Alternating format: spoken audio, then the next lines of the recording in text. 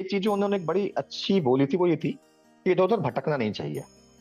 आप एक चीज पकड़ लीजिए, क्योंकि आप अगर स्वामी जी के वो देखेंगे, वीडियोस देखेंगे, तो उन्होंने बहुत सारी चीजें बताई हैं। उसमें बहुत सारे यज्ञ बताए हैं, महाकाल के यज्ञ हैं, उसमें देवियों के यज्ञ हैं, सबका वो है। पर उन्होंने एक चीज ये भी बोली है कि आप दिन प्रतिदिन हर जगह गड्ढा नहीं खोदते हैं। अपॉर्चुनिटी थी, एक अच्छा वो था, वो चला गया। तो कोविड की वजह से मैं नहीं जा पाया। उसके बाद जो था, दोबारा से जब कोविड खत्म हुआ, फिर से वो चीज आगे बढ़ी। तो उसमें पता चला कि वो जहां मेरे को जाना था वहां पे वो कंपनी ही वाइंड अप हो गई अपने कारणों से। तो मेरा फिर से वो रह गया। और एक एक आलस, एक फ्रस्ट्रेशन जो होता है ना आपका, जो आपके कार्य क्षेत्र में जो होता है, आपको जो आप करना चाहते हो आप नहीं कर पा रहे हो, जो आपका वो करने का मन है, तो वो बहुत रहा। ऊपर से अपना ऑफिस के अंदर भी ऐसे बहुत सारे लोग होते हैं जिनकी वजह से आपका जो है आगे काम बढ़ नहीं पाता है, वो काम को एक तरह से रोकते हैं। तो उस समय जो है ना, आप एक कुआं खोदते हैं और उसे खोदते चले जाते हैं। तो कई बार स्वामी जी की बातों से लोग वो अगर हो जाएं और कहें कि अच्छा हम ये भी कर लेते हैं और वो भी कर लेते हैं, तो फिर आपको सफलता नहीं मिलती। भटकाव आ जाता है। हाँ, तो भटकाव आता है। तो आप मतलब आप पानी के लिए आप एक कुआं खोदेंगे हर दिन, गड्ढा तो खोदेंगे नहीं ना। तो बिल्कुल वही उनका वो था, और वो चीज मेरे दिमाग में थी कि बताते वो बहुत सारी चीजें थे, पर हम मेरे तो कि अच्छा, मैं शिव साधना जो है मेरे इष्ट में उनको मानता हूँ, तो मैं उसी पर रहूंगा। और तब मैंने क्या कहते हैं नारायण बलि वगैरह बीच में कराई थी। फिर मैं त्रिपिंडी श्राद्ध कराने के लिए इधर आया भी था। क्या कहते हैं आश्रम पे मैंने वहां पे एक प्रत्यक्ष रूप से भी कराया था, उसके पहले भी मैंने उससे गया था। तो जब मैं करा रहा था तो स्वामी जी ने कहा कि तुम एक बार। नमो नारायण। स्वामी रूपेशानंद आश्रम की ओर से एक सीरीज शुरू करी गई है श्रद्धालुओं के लिए, साधक अनुभव सीरीज, जिसमें अनेक श्रद्धालु साधक जो होते हैं, जो स्वामी रूपेशानंद आश्रम से जुड़े हुए हैं किसी भी प्रकार से, तो वो अपने जो जो भी उन्होंने साधनाएं करी हैं, उपासना करी हैं, तो वो कुछ अपने अनुभव शेयर करते हैं हम लोगों के साथ। उन अनुभव को हम अन्य श्रद्धालुओं के साथ यूट्यूब फेसबुक के माध्यम से साझा करते हैं, जिससे वो उनके अनुभव से एक सीख प्राप्त कर सकें, एक मार्गदर्शन प्राप्त कर सकें और अपना आध्यात्मिक जीवन उन्नत बनाएं, उसमें उन्नति प्राप्त कर सकें। तो इसी श्रृंखला में एक नया वीडियो लेकर हम आपके सामने आ रहे हैं। हमारे साथ सौमित्र जी जुड़े हुए हैं दुबई से। तो नारायण स्वामी जी। हर हर महादेव। हर हर महादेव। कैसे हैं आप? थोड़ा अपना परिचय एक बार श्रद्धालुओं को दीजिए कि आप क्या करते हैं बेसिकली। हाँ, मैं मेरा नाम सौमित्र चतुर्वेदी। मैं अभी अबू धाबी में हूँ, आजकल यहाँ जॉब कर रहा हूँ बैंक में। और मैंने बहुत अभी कुछ महीनों पहले यहाँ पे ज्वाइन किया है, करीब 4 महीने हो गए मुझे। इससे पहले मैं दिल्ली गुड़गांव में रहता था। मैं आईटी में हूँ, बैंकिंग के अंदर। तो मैं सालों से उसी में काम कर रहा हूँ। और मेरा शुरू से थोड़ा सा रुझान रहा है साधना की तरफ, ध्यान की तरफ, योग की तरफ। तो उस श्रृंखला में जो है वह बहुत सारी चीजें, बहुत सारे जो थे प्रयास मेरे चलते रहते थे, इधर उधर सीखने का, पढ़ने का, यूट्यूब पे। तो कोविड के टाइम पे मेरा जो था एक मैं कुछ मंत्र वगैरह के बारे में जानना चाहता था। वो कर रहा था कुछ अपना एक रिसर्च, थोड़ी सी कर रहा था, सीखने के लिए, समझने के लिए कि उसमें क्या होता है क्या नहीं होता है, और उसका कुछ वो मिले। तो उस करते करते उसमें मुझे स्वामी जी के यूट्यूब वीडियोस मिले। और उसमें जो सबसे अच्छी चीज, जो जो सबसे एक अच्छा उसमें वो था, कि उसमें कहाँ जहाँ पे त्रुटियां हैं मंत्रों में जो हम पढ़ते हैं उसके अंदर है, उन्होंने उसके ऊपर जो था एक बहुत ही अच्छा क्या कहते हैं उस पे कि उन्होंने दिया था एक्सप्लेनेशन वगैरह, उसके ऊपर दिया था। तो मुझे वो चीज बड़ी अच्छी लगी। दूसरा था कि वो जो थी वो बड़े शास्त्रों को रेफर करते थे। तो मैं खुद थोड़ा सा एकेडमिक वो रहता हूँ, और प्रयास करता हूँ कि कोई भी चीज मैं करूँ या पढूं, उसके पीछे कहीं एक वो होना चाहिए, एक बैकिंग होनी चाहिए किसी मतलब अथॉरिटी की। तो अगर मैं कोई किताब पढ़ रहा हूँ, किसी साइंस से रिलेटेड पढ़ रहा हूँ या किसी उससे भी पढ़ रहा हूँ, तो मेरा होता है कि अच्छा ये जो है इसको ओरिजिनली या सबसे पहले किसने लिखा था, उसके ऊपर क्या वो था। तो कोई भी चीज हवा में नहीं होनी चाहिए। उसका प्रूफ और होना चाहिए उसका उसका। प्रूफ होना चाहिए, कोई फर्स्ट अथॉरिटी होनी चाहिए जहां से वो चीज आई है। ये मेरा शुरुआत से वो रहा है। तो मुझे जो सबसे अच्छी चीज लगी जो स्वामी जी के उसके अंदर, स्वामी रूपेशानंद जी के साथ, की उन्होंने जो भी चीज जो बताते थे उसका एक रेफरेंस कहीं ना कहीं मिल जाता था। उन्होंने कोई चीज बताई, मैंने उसको कहीं ढूंढा, पढ़ा, मुझे वो चीज मिल जाती थी कि वो जो बता रहे हैं वो बिल्कुल ही शास्त्रोक्त है, मतलब शास्त्रोक्त है वो। तो शास्त्रों में उसका प्रमाण मिल रहा है, और वो उसके हिसाब से चीजें बता रहे हैं, वो कहीं इधर उधर से वो चीजें नहीं बता रहे हैं। हर चीज में थोड़ा बहुत अपना अनुभव तो होता ही है, तो व्यक्ति अपना अनुभव बताता है, और उन्होंने इतनी साधनाएं की हैं।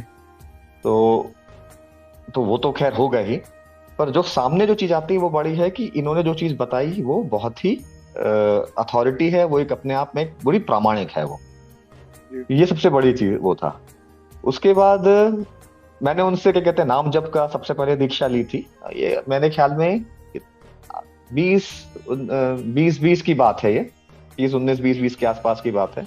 तो मैंने पहली बार उनसे नाम जप की दीक्षा ली थी। तो उसके आप बाद जब उनसे व्यक्तिगत मिले थे या किस प्रकार से आपने दीक्षा नहीं, ली मैंने थी? यूट्यूब से ही उनसे वो किया था। फिर मैंने उनका एक शुरुआत में उन्होंने जब क्या कहते हैं कोविड वगैरह खत्म हुआ था तो उन्होंने वो शुरू की थी श्रृंखला जिसके अंदर वो नाम जप और मंत्र की दीक्षा वगैरह देते थे, तो मैंने उन सबसे पहले उनसे वही लिया था।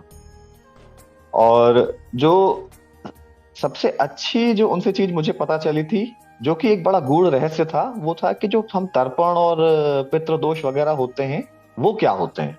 तो हम बहुत सारे प्रयास करते हैं अपनी साधना में, पर हमारी साधना के अंदर जो सबसे बड़ी जो विफलताएं आती हैं वो किन कारणों से आती हैं। तो क्योंकि मैंने बहुत सारे साधक देखे हैं जो बहुत मेरे घर में भी बहुत मेरी नानी हैं, दादी हैं, मेरी माँ वगैरह हैं, वो बहुत सारे मतलब उनको सारे मंत्रों का ज्ञान है, वो उन सब का वो करती हैं। पर उसमें मैंने ये चीज भी देखा कि चीजें सफल नहीं होती हैं, कई बार विफल हो जाती हैं, कई बार लगता है सफल हो गई है पर उसका कोई खास असर नहीं होता। तो जो सबसे गूढ़ बात जो मुझे पता चली जो थी वो ये थी कि जो आपके ये पितृ दोष, प्रेत दोष, ग्रह दोष और दैवीय दोष जो होते हैं ये क्या होते हैं, और इनका कितना बड़ा असर होता है आपकी किसी भी तरह की साधना के अंदर जो है उसके सफल होने में, बल्कि आपके सारे कार्यों में सफल होने में। जी। तो ये वाले जो थी चीजें मुझे बहुत जैसे कह सकते हैं इम्प्रेस किया। और उस बीच में मैं एक आध बार बनारस में गया भी, मैं उनके यहाँ ऐसे ही उनसे मिलने पहुंच गया था। मेरे मोटरसाइकिल से ट्रैवल करने का शौक है तो मैं घूमता रहता हूँ। तो मैं उनके यहाँ ऐसे ही मैंने पहुंच ही बनारस घूमने गया था, तो मैंने उनसे पूछा कि मैं आ जाऊं। तो मैं उनके यहाँ पहुंच गया, उन्होंने बुलाया। उसको वहां शाम को वो अकेले थे और वो मेरे साथ, उन्होंने रुकने को मुझे कहा वहां पे। मैं उनके साथ बैठा, बहुत देर चर्चा की मंत्रों के ऊपर और उसके ऊपर उनसे, और भी बहुत ज्ञान प्राप्त हुआ। साथ में हवन वगैरह पे बैठे उनके साथ, तो मुझ काफी चीजें पता चली। और उस समय तक मेरी साधना थोड़ी बहुत चल रही थी, थोड़े से प्रयास सफल होते थे, कुछ विफल होते थे, तो वो जो चल रहा था। जब से मैंने इनसे ये विधि सीखी, क्या कहते हैं ये त्रिपिंडी श्राद्ध और नारायण बलि वाला समझा कि क्या होता है, तर्पण का वो सीखा, तो मैंने वो भी शुरू किया। मैंने घर के अंदर जैसे वो बताते थे कि आप भोजन रखिए, 6 थाली 8 थाली का भोजन रखिए, अपने पिता के ओर के, अपने माता की ओर के, अपने पत्नी की ओर के, इन सबके जो हैं, और बाकी उनके भी वो अपना भोजन उनको कराएं अमावस के समय, वो करें। तो उस तरह की चीजें मैं प्रयास करता रहा और वो सब चीज चलती रहे। पर शुरुआत में जो था, मैं मानता हूँ कि ये आसान नहीं है। कई बार आपको लगता है कि चीज आपकी सफल नहीं हो रही है, और पर आपको उसमें उसमें विश्वास होना चाहिए। पहली चीज है, सबसे बड़ी चीज होती है कि विश्वास और आस्था होनी चाहिए कि जो मार्ग पे आप चल रहे हैं वो मार्ग जो है वो कहीं ना कहीं आपको जो है एक अच्छे उस पर ले ही जाएगा। ये जो था सबसे बड़ा मेरे लिए एक वो था। और ईश्वर में विश्वास तो था ही कि भगवान महादेव में मेरा शुरू से बड़ा शिव जी में बड़ा वो रहा है। तो जब उनसे मतलब स्वामी जी से वो नाम जप वगैरह भी मिला, तो फिर था कि अब तो उस पर चल रहे हैं, अब जो होगा देखा जाएगा वाला था। तो चलते रहे, वो करते रहे। और इसके बाद जो है, मैं अगर आप कुछ पूछना चाहें तो बताएं, वरना मैं इसको आगे कंटिन्यू रखता हूँ। मैं आपसे पूछना चाह रहा था यही कि जब आप स्वामी जी से मिले तो आपका अनुभव कैसा रहा, कैसा लगा आपको उनसे मिलके? और क्या क्या साधनाएं या कोई विशेष अनुष्ठान स्वामी जी ने जो उनके मार्गदर्शन में आपने करे हों, जिनके अनुभव आप बताना चाहें? हाँ, तो मैं शुरुआत में तो मैंने उनके वो अपना एक बड़ा ही मेरे ख्याल में प्रतिदिन वो करते थे अपना पीताम्बरा माँ पीताम्बरा यज्ञ वगैरह करते थे, माँ बगलामुखी का यज्ञ करते थे। तो मैंने शुरुआत में उनके साथ उसमें बैठा हूँ हवन वगैरह करने के लिए। जब शुरुआत में उनके यहाँ 1 या 2 दिन रुका हूँ। पर जो ऐसे जो अनुष्ठान वगैरह हैं उसके अंदर वो मैंने सारे घर पे ही किए हैं, उनसे सीखा है। उनसे वो यूट्यूब पे वीडियो पे जो एक्सप्लेन करते थे, तो वो जब उनसे ही सीखा है, और जूम की मीटिंग वगैरह पे। तो मेरा उनसे वही रहा। और मैंने ये चीज भी सोची थी कि मैं बहुत, एक चीज जो उन्होंने एक बड़ी अच्छी बोली थी वो ये थी कि इधर उधर भटकना नहीं चाहिए। आप एक चीज पकड़ लीजिए, क्योंकि आप अगर स्वामी जी के वो देखेंगे, वीडियोस देखेंगे, तो उन्होंने बहुत सारी चीजें बताई हैं। उसमें बहुत सारे यज्ञ बताए हैं, महाकाल के यज्ञ हैं, उसमें देवियों के यज्ञ हैं, सबका वो है। पर उन्होंने एक चीज ये भी बोली है कि आप दिन प्रतिदिन हर जगह गड्ढा नहीं खोदते हैं, है ना, आप एक कुआं खोदते हैं और उसे खोदते चले जाते हैं। तो कई बार स्वामी जी की बातों से लोग वो अगर हो जाएं और कहें कि अच्छा हम ये भी कर लेते हैं और वो भी कर लेते हैं, तो फिर आपको सफलता नहीं मिलती है। भटकाव आ जाता है। हाँ, तो भटकाव आता है। तो आप मतलब पानी के लिए आप एक कुआं खोदेंगे हर दिन, गड्ढा तो खोदेंगे नहीं ना। तो बिल्कुल वही उनका वो था, और वो चीज मेरे दिमाग में थी कि बताते वो बहुत सारी चीजें थे, पर हम मेरे तो कि अच्छा मैं शिव साधना जो है मेरे इष्ट में उनको मानता हूँ, तो मैं उसी पर रहूंगा और उसी के आसपास की ही चीजें करूंगा। और वो आगे के लिए भी बहुत सारे साधकों के लिए चीजें बता रहे हैं। मैं तो शुरुआत थी मेरी, तो मेरे को ये भी था कि जो सबसे सरल है और जितनी आपकी शक्ति है वो आपको करना है, उतना करना है। अगर अगर हम 2 घंटे नहीं बैठ सकते हैं, हम आधे घंटे बैठ सकते हैं, तो हम आधे घंटे को ही जो है उसका एक प्रैक्टिस करते रहेंगे। जैसे आप क्रिकेट खेलते हैं तो आप एक शॉट की लगातार प्रैक्टिस धीरे धीरे करते रहते हैं, तो उसी तरह से आपको जो है एक चीज पकड़नी है और उसके प्रैक्टिस करती रहनी है। तो बहुत सारी चीजें होंगी उसमें, बहुत सारी व्यवस्था करनी पड़ती है, आपको सब करने की जरूरत नहीं है। मतलब आपके हमारे जो दर्शक सुन रहे हैं इनको, तो उनसे कहूंगा कि इतना विचार करने की जरूरत नहीं होती कि ये नहीं हो पाया, ये अच्छे से नहीं हो पाया, बुरे से नहीं हो पाया। शुरुआत करना होता है 2 मिनट, 5 मिनट, 10 मिनट, और उसको वैसे ही प्रैक्टिस करते रहें जैसे कि आप एक शॉट की प्रैक्टिस करते हैं, आप एक व्यायाम करते हैं कि हम शुरू में इतनी ही करेंगे, उससे ज्यादा नहीं करेंगे वरना चोट लग जाएगी। और उसको जो है एक नियमित बना लें। जब वो नियम और हैबिट बन जाती है, एक आपका एक जीवन का हिस्सा बन जाती है, तब उसके अंदर जो है और चीजें जोड़ना शुरू करें। तो ये 2-3 चीजें जो थी मैंने फॉलो किया, क्योंकि इसके पहले मैं बहुत सारी चीजें ट्राई करता था, ये भी मंत्र पढ़ लो, वो भी मंत्र पढ़ लो, वो कर लो, पर वो सारी चीजें सब साफ हो गई, वो छट गया। अब ये था कि अब एक फोकस था, एक फोकस था, एक चीज पे फोकस था, एक तरीके पे फोकस था, और जब तक वो तरीका और वो चीज जो है आपका बिल्कुल महारत उस पर ना हो जाए, तब तक आगे नहीं बढ़ना है। आगे नहीं बढ़ना। हाँ, कई बार मतलब स्वामी जी के हम बहुत सारे लोगों के अनुभव सुनते थे, और कोई बताता था कि हमने 2 घंटे बैठ के जो था ये कर लिया, 3 घंटे बैठ के ये कर लिया। थोड़ी मन में ईर्ष्या होती थी कि ये लोग तो सब कर लेते हैं, हमसे कुछ होता नहीं है। थोड़ा थोड़ा सब कुछ करते हैं वो लोग, आधा घंटा हाँ, मंत्र कर लिया नहीं, फिर ये हाँ, कर। स्वामी जी बताते थे कि ये कहते हैं एक था उन्होंने जो था दुर्गा सप्तशती का जो था 3 घंटे तक लगातार कर लिया, एक ने एक दिन भर के अंदर इतना कर लिया, एक ने इतना कर लिया, और हम भी सुनते थे उसको, हमें लगता था कि ये तो सब इतना कर ले रहे हैं, हमारा तो कुछ हो ही नहीं रहा। पर ये जो चीज थी,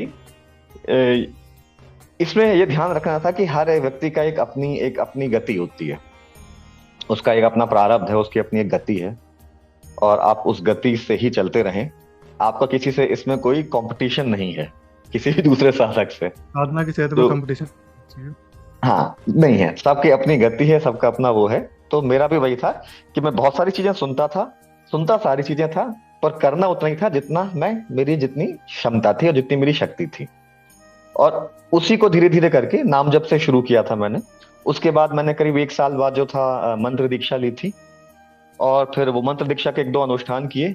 इसमें कुछ चीजें हैं जो मेरा अनुभव है, जो मैं बिल्कुल कहूंगा, क्या कहते हैं, जो साधक दर्शक हैं उसको मानेंगे, कि मैंने जब पहली बार मंत्र दीक्षा ली थी और मैं पहली बार साधना अनुष्ठान करने बैठा था, वो मेरा बहुत ही अच्छा अनुष्ठान था। उसके अंदर एक ऐसा अवस्था में पहुंच गया था मैं, जिसके अंदर मुझे लगता था जैसे कि सब चीजें मुझे जो है बड़ा साफ दिखाई दे रही हैं। जैसे आप कभी पानी के अंदर बैठे हो और आंख खोलने और आपको सब दूषित दिखाई देता है, और जब मुंह बाहर निकालते हैं तो आपको बिल्कुल साफ दिखाई देता है, बिल्कुल वो मनस्थिति हो गई थी कि जैसे अब तक जो था मैं वो देख रहा था। पर उसमें एक अनुभव, ये अनुभव जब हुआ, तो उसमें एक ये चीज याद रखने वाली होती है कि स्वामी जी ने कई बार बोला है कि आपको ऐसे अनुभव किसी को बताने नहीं चाहिए, अपने तक रखने चाहिए। मुझसे गलती ये हो गई कि मैं इतने खुशी में ये अनुभव बता गया, और उसके बाद जो था महीनों तक जो था मुझे वो अनुभव दोबारा नहीं हुआ। तो ये कुछ गलतियां होती हैं जो बीच में हम लोग छोटी मोटी कर लेते हैं, तो हमें इसका ध्यान रखना चाहिए कि ये बड़ा पर्सनल हमारा वो है, एक बड़ा ही मतलब उसको हमें जब तक स्वामी जी ना बोले तब तक हमें सार्वजनिक नहीं करना चाहिए। इसीलिए जब स्वामी जी ने मुझसे कहा कि जो तुम्हारा अनुभव था मेरे को बताया था वो आपसे शेयर करें, तभी मैं हो रहा हूँ, वरना जनरली मैं अपने अनुभव है अब बिल्कुल ही अपने तक ही रखता हूँ। रखनी चाहिए, हम सभी हाँ, लोगों को ये बताया भी जाता है कि आप अपने अनुभव गुप्त रखें। हाँ, तो अपने अपने अनुभवों को गुप्त रखें और वो ज्यादा साझा नहीं करें सबसे, जब तक आपको गुरु आज्ञा नहीं है। क्योंकि हम अभी उस श्रेणी में नहीं है जहाँ पे हम लोगों को बता सके हमारा अनुभव ये है तो आप ऐसे करो, है ना। अभी हम गुरु की श्रेणी में नहीं, अभी तो हम लोग शिष्य की श्रेणी में पता नहीं सालों जन्मों तक रहेंगे।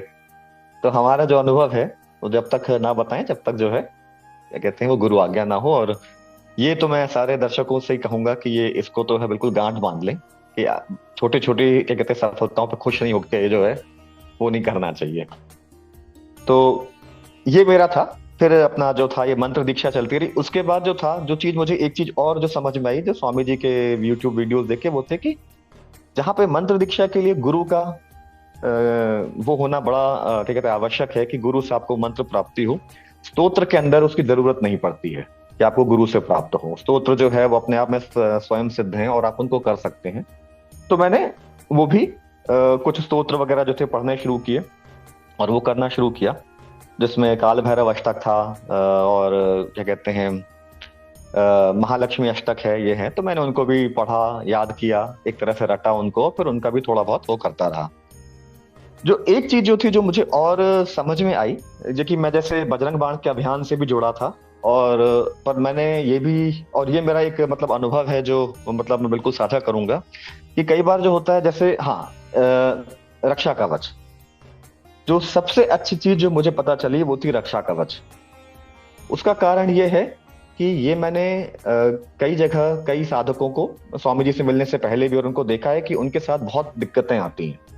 दिक्कत है। उनको बहुत सारे जो हैं ये कहते हैं अपने मार्ग में जो है बड़ी मतलब कष्ट आते हैं, बहुत सारी बाधाएं आती हैं, बहुत सारी चीजें होती हैं। और उसका कारण मुझे समझ में आया जब स्वामी जी ने बोला कि जब आप साधना शुरू करते हो तो ऐसे बहुत सारे जो आपके जो नेगेटिव शक्तियां होती हैं वो आसपास आपके जागृत होती हैं, और उनकी पूरा प्रयास रहेगा कि आप कभी सफल ना हो। तो जो रक्षा कवच का जो वो है विधान है, वो मुझे बिल्कुल समझ में आया, और मैं ये मानता हूँ कि सबसे पहले आपको भी जब शुरू करें रक्षा कवच सबसे पहले सीखना चाहिए।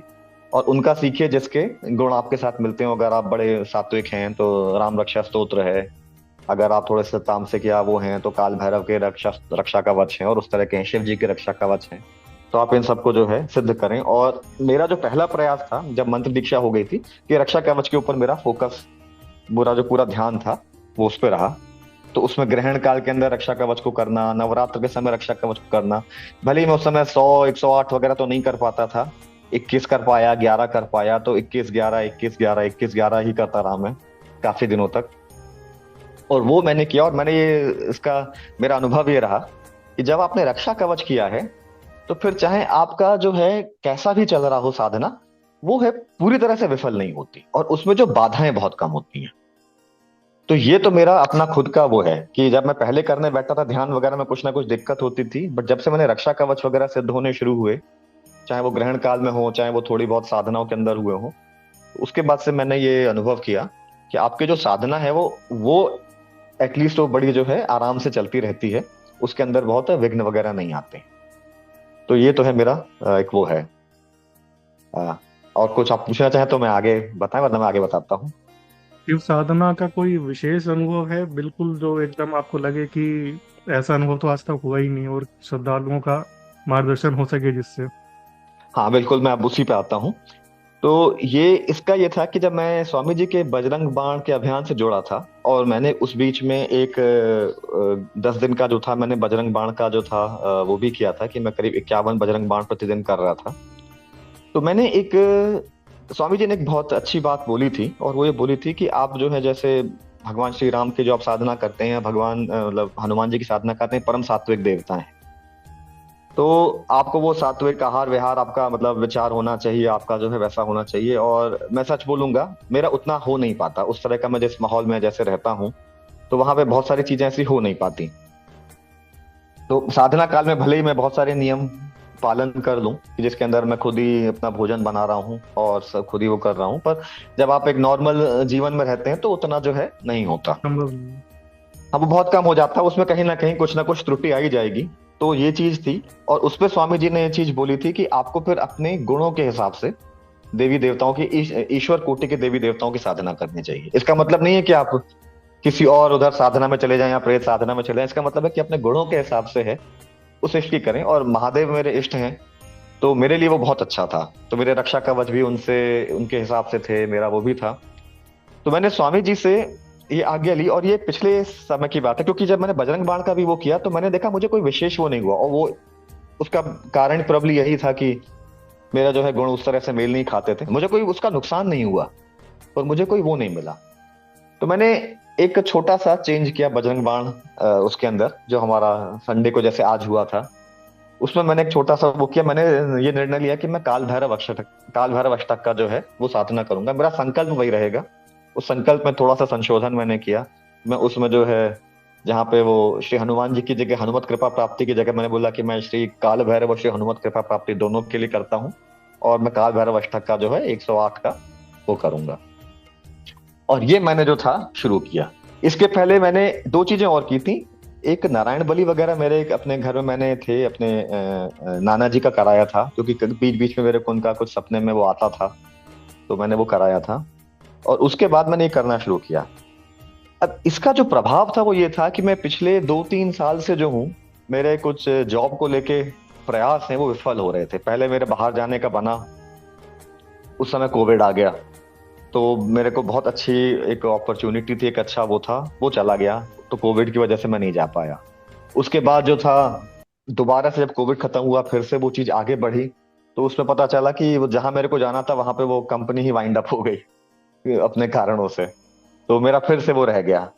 और एक एक आलस, एक फ्रस्ट्रेशन जो होता है ना आपका, जो आपके कार्य क्षेत्र में जो होता है, आपको जो आप करना चाहते हो आप नहीं कर पा रहे हो, जो आपका वो करने का मन है, तो वो बहुत रहा। ऊपर से अपना ऑफिस के अंदर भी ऐसे बहुत सारे लोग होते हैं जिनकी वजह से आपका जो है आगे काम बढ़ नहीं पाता है, वो काम को एक तरह से रोकते हैं। तो उस समय जो था, मैंने क्या कहते हैं नारायण बलि वगैरह बीच में कराई थी। फिर मैं त्रिपिंडी श्राद्ध कराने के लिए इधर आया भी था। क्या कहते हैं आश्रम पे, मैंने वहां पे एक प्रत्यक्ष रूप से भी कराया था, उसके पहले भी मैंने उससे गया था। तो जब मैं करा रहा था तो स्वामी जी ने कहा कि तुम एक बार प्रत्यक्ष आके करा लो। तो मैं प्रत्यक्ष आया था मैं करने के लिए। और एक रात को तो मैं बहुत परेशान बैठा था। पिछले अ, इस जनवरी की बात है। तो उसी समय स्वामी जी का ऐसे मैसेज आ गया कि महाकाल यज्ञ, सर्दियों की बात है, आपको याद होगा महाकाल अनुष्ठान चल रहा था, उन्होंने कहा वहां पे आ जाओ। तो मैंने कहा मैं आखिरी के 3-4 दिन आ जाऊंगा। फिर मैं जब पहुंचा वहां पे तो स्वामी जी ने कहा कि वो बुला किसी और को रहे थे, गलती से मुझे मैसेज चला गया था, पर वो तुम्हारा वो था, भाग्य था कि तुम्हें आना था तो तुम आ गए, तो मैं आ गया था। और मैंने आखिरी के 2-3 दिन जो थे उस यज्ञ में मतलब वहां बैठा मैं, और उस स्वामी जी ने मेरे को महाकाल का स्तोत्र वगैरह भी दिया। उस वहां पे जब मैं था तो मुझे पता चला कि जब पहला मेरा क्या कहते हैं प्रयास वो हुआ कि जिन लोगों से या कह सकते हैं जिसकी वजह से मेरा जो था क्या कहते हैं बहुत काम में रुकावट आ रही थी, उसको ऑफिस से जाने को बोल दिया गया है। अब ये किसी के लिए अच्छी बात नहीं कि किसी को हटाया जाए, पर समहाउ वो जो था मेरे लिए जो था एक वो था कि जिसने एक बड़ा मुझे परेशान कर रखा है, जिसकी वजह से वो है, तो वो व्यक्ति जो था वो ऑफिस से वो हो गया। मैंने उसी समय जो था 1-2 हफ्ते पहले ही जो था हर संडे को काल भैरव अष्टक का जो अनुष्ठ वो भी शुरू किया था, बजरंग बजरंग बाण की जगह काल भैरव अष्टक का। और मैं उसी संकल्प से कर रहा था। और उसके बाद से अचानक मैंने ये देखना शुरू किया कि एक एक करके मेरे लाइफ में हर महीने एक एक परिवर्तन होना शुरू हुआ। वो सारे लोग जिनकी वजह से मुझे बाधाएं, जो कष्ट होता था, दिक्कत होती थी, वो एक एक करके या तो चले गए या इधर उधर हो गए, मतलब वो मेरे मेरे रास्ते से, मार्ग से हट गए। आपके मार्ग से हट उसके चुके बाद हैं। जो हाँ, उसके बाद जो था अचानक जो था, अब होता है कि मैंने, बहुत सारे लोग होते हैं बड़ा प्रयास करते हैं अपना ना, नौकरी में इंटरव्यूज वगैरह देते हैं। मेरे को एक अपॉर्चुनिटी आई, मैंने कुछ खास प्रयास भी नहीं किया उसके लिए, वो अपने आप ही आई, मैं दिया, हो गया। और अचानक से जो हूँ मैं आज आबू धाबी में बैठा हूँ क्या कहते हैं उसके कारण से। और मैंने ये देखा कि अचानक जो वो सारी जो घर की और मेरे जो अपने जो इश्यूज थे, ऐसा कोई मेरी दिक्कत नहीं थी, पर जो छोटी मोटी भी बहुत सारी चीजें थी वो एक एक करके अचानक जो है हटना शुरू हुई। और स्वामी जी से मैं बहुत सारी बातें करता था कि हम, मैं जैसे उनका जो विचार है वो करने का ना, क्या कहते हैं गुरुकुल चलाने का और उसका करने का। तो मेरा मन होता था कि मैं कैसे उनके इस काम में थोड़ा बहुत कंट्रीब्यूट कर पाऊं। तो अचानक से वो मेरा कंट्रीब्यूशन जो है वो बढ़ने लगा, क्योंकि अब जो है मेरी आय भी बढ़ने लगी। तो वो बहुत सारी चीजें बोलते हैं, उन्होंने कहा था प्लांटेशन करने के लिए, तो मैंने जो था 100 आम के उसका वो भी लगाना शुरू किया। तो मेरे जो तो जितने भी वो थे कार्य जो थे जो नहीं हो पाते थे, वो एक एक करके सब होने लगे। और ये मेरा सबसे विशेष अनुभव है, खासकर जो ये बजरंग बाण के अभियान में काल भैरव अष्टक का वो करने का, का अभियान उससे आपने मेरे जो को बहुत है, काल भैरव उससे मेरा अष्टक। बहुत अच्छा अनुभव है। तो ये तो है ही। और आखिरी में जो है, मतलब मैं एक चीज और बोलूंगा अपने दर्शकों से कि सारे मंत्र और ध्यान हम साधना जो करते हैं ये अपने आसन पे बैठ के एक समय पे करते हैं, पर एक नाम जप जो है वो आप कभी भी कहीं भी किसी अवस्था में भी कर सकते हो। जी। और ये जो है लगातार जो है मैं जो हूँ नाम जप अब करता रहता हूँ, उठते बैठते चलते फिरते हर सांस के साथ मेरा नाम जप चलता रहता है। तो जहां पे भी ध्यान भटकता है मैं फिर से नाम जप पे ले आता हूँ, और वो धीरे धीरे करके अब वो नाम जप जो है मेरा बड़ा उस तरह से रेगुलर सा हो गया है। और कहीं ना कहीं मन के अंदर एक भावना भी जागृत होने लगी है कि अब जो भी चीज चल रही है वो ईश्वर चला रहा है। ठीक है। मतलब पहले मुझे लगता था कि ये गाड़ी मैं चला रहा हूँ, अब मुझे बिल्कुल। समझ में आता है कि उस गाड़ी का सिर्फ ड्राइवर मैं हूँ, मालिक कोई और है। और मुझे अब कई बार ये भी विश्वास होने लगा कि कुछ दिनों में मुझे ये भी लगे कि मैं तो सिर्फ गाड़ी हूँ, ड्राइवर भी वही है, मालिक भी वही है। और बस जहां वो ले जा रहे हैं, जैसा कर रहे हैं, और जिनका वो है वो चलता रहेगा। और स्वामी जी से इसलिए मैं जुड़ा हूँ, वो मेरा बड़ा मन है कि मैं उनके साथ ऐसे जुड़ा रहूं। और वो जितने भी जो कार्य कर रहे हैं उसके कहीं ना कहीं मेरा प्रयास रहे, उसके अंदर मैं अपनी तरफ से जो भी कंट्रीब्यूशन कर सकता हूँ या उसको बढ़ा सकता हूँ तो मैं वो करता रहूं। ये मेरा अनुभव है। अ, आपको विघ्नेश जी। स्वामी जी, अनुभव आपका काफ़ी अच्छा है और लोगों को इससे निश्चित प्रेरणा मिलेगी और वो एकाग्रचित होकर एक मार्ग में आगे बढ़ेंगे, ऐसी हमें आशा है। एक आपने अभी नाम लिया था नारायण बलि का, तो मैं जानना चाहूंगा कि नारायण बलि जब आपने करवाई स्वामी जी के माध्यम से आश्रम से, तो उसका कोई विशेष लाभ या अनुभव आपको जो हुआ हो, जिसके जो आप बताना चाहें। मेरा जो मैंने नारायण बलि इसलिए कराई क्योंकि अ, मेरे नाना जी हैं, उनका मृत्यु जो थी आज से करीब 1993 में हो गई थी। बहुत पहले वो मुझे बहुत प्रेम करते थे और काफी कष्ट में रहे वो। और उनसे मेरे एक बहुत विशेष लगाव था। उनका कुछ अपना कोर्ट वोर्ट में केसेस वगैरह भी चल रहे थे, उनको पेंशन नहीं मिल रही थी। उनकी मृत्यु हो गई, वो तब तक नहीं मिली, बाद में खैर वो मामला वगैरह सुलटा, बहुत समय लगा। पर वो मेरे जो थे उसमें आते थे, सपने में आते थे। मेरी माँ के भी सपने में कई बार वो आते थे। और कुछ ज्यादा होता नहीं था, बस हम वो देखते थे कि बस वो बैठे हुए हैं, अपना शांति से बैठे हुए हैं, मुस्कुरा रहे हैं, ना ज्यादा बात कर रहे हैं ना कुछ बोल रहे हैं, और ये होता था मुझे। तो जब मैंने, तो नारायण बलि मतलब मुझे उनसे कोई ऐसे कष्ट नहीं था। मतलब कई बार होता था कि मैं सो रहा हूँ तो दुख होता था ना, कि मुझे लगता था वो हैं, बड़ी खुशी होती थी, फिर मुझे अचानक सपने में ही कि पता चलता था कि अरे मुझे तो मालूम है आपकी मृत्यु हो चुकी है, फिर मेरे आंखों में आंसू आ जाते थे। तो मैंने नारायण बलि इसलिए नहीं कराई कि मुझे कोई कष्ट था, मैंने नारायण बलि इसलिए कराई कि मैं चाहता था कि अगर वो कहीं भी हो, उनको जो है एक उनकी आत्मा को शांति मिले। उन्होंने मतलब जीवन भर मुझे इतना, मतलब जब तक मैं छोटा था मुझे बड़ा प्रेम दिया। वो मुझसे बहुत चीजें बोलते थे कि एक बार मेरे पेंशन के पैसे मिल जाएं पूरे तो मैं तुम्हें कंप्यूटर दिलाऊंगा, ये करूंगा। मेरा बड़ा शौक था कंप्यूटर का उस समय, तो मुझे बड़ा वो था। तो मैंने इसलिए नहीं कराया था क्योंकि मुझे कोई खास कष्ट था, या हो सकता है कि मेरे पितृदोष वगैरह हो जिसकी वजह से बहुत सारा काम रुका हुआ था बीच में, और वो जो है वो भी होना शुरू हो गया। पर मेरे मन के अंदर वो ये था कि कहीं भी हो वो, जहाँ पे भी हो वो ना ईश्वर के उसमें रहें, और एक उनको एक सदगति प्राप्त हो। तो मेरा सिर्फ वो था, और मैंने उसी से करना शुरू किया था। तो मेरा अनुभव ये था, और उसके बाद से मैंने चीज नोटिस की कि वो फिर कभी जो थे मेरे सपने में नहीं आए। मतलब कहीं ना कहीं जैसे मेरे को मन में बड़ा हल्का लगता है कि वो जो जो है वो बड़ा अच्छा रहा वो मुक्ति हो गई उनकी, ये कह सकते हैं कि वो उनके यहाँ। अपना। तो वो है।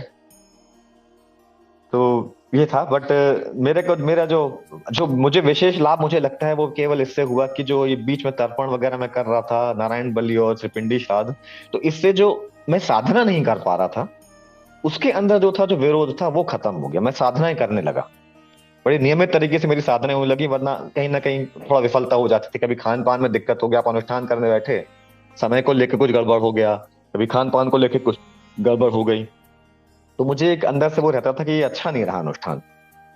पर पिछले साल से मैंने जब से एक दो तीन बार त्रिपिंडी श्राद्ध कराया है, और मैं मतलब साल में, मतलब 2 साल से मैं करा रहा हूँ, और मैं करीब हर 6 महीने में एक बार करा लेता हूँ। और पिछली बार तो, इस बार तो मतलब प्रत्यक्ष भी कराया था, जब मार्च में वहां पे हुआ था तो प्रत्यक्ष आके भी कराया था। तो ये तो मैं अब नियमित करा रहा हूँ।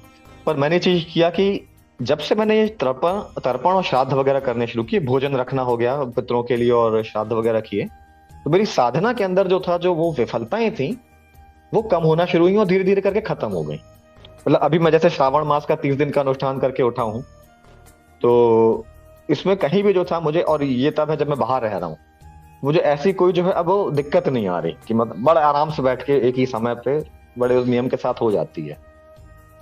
तो ये जो है मेरा एक बहुत मुझे लगता है विशेष लाभ है तर्पण वगैरह उन सबको करने से, श्राद्ध कर्म करने से।